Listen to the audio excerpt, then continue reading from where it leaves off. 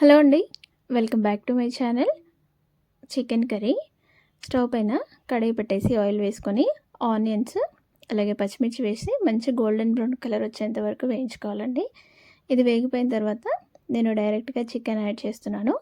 అందులోకి అల్లం వెల్లుల్లిపాయ పేస్ట్, పసుపు ఏది వేయలేదు.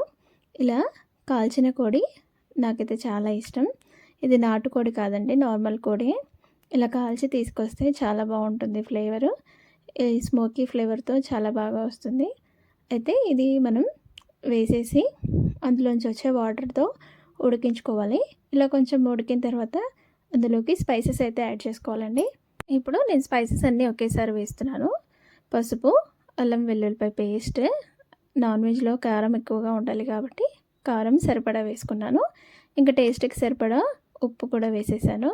అలాగే 1 టీ స్పూన్ వరకు ధనియాల పొడి కూడా వేసి అంతా కలిసేలాగా నీట్గా కలిపేసుకోవాలి.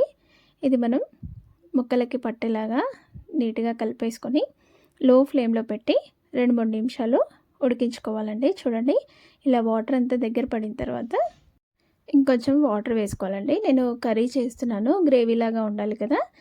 అయినా చికెన్ కూడా కంప్లీట్గా ఇంకా ఉడకలేదు.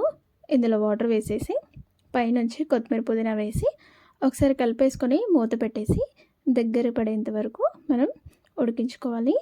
అయితే మధ్యలో నేను కొంచెం కొబ్బరి పొడి వేశాను. ఇది గ్రేవీ కోసం వేశానండి. కొబ్బరి పొడి వేసుకుంటే గ్రేవీ బాగా వస్తుంది. ఇలా వేసేసి మళ్ళీ అంత దగ్గర పడేంత వరకు ఉడికించుకున్నాను. చూడండి, ఇంత గ్రేవీ ఉంటే సరిపోతుంది కర్రీలోకి. ఇప్పుడు ఫైనల్గా అందులోకి గరం మసాలా పౌడర్ వేసేసుకుంటున్నాను. అలాగే కొంచెం పుదీనా వేసుకుంటున్నానండి. నాకు ఫైనల్గా ఇలా లాస్ట్లో వేసుకోవడం అంటే చాలా ఇష్టం.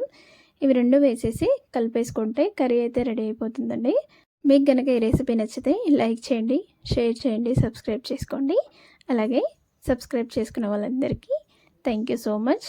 Please subscribe my channel.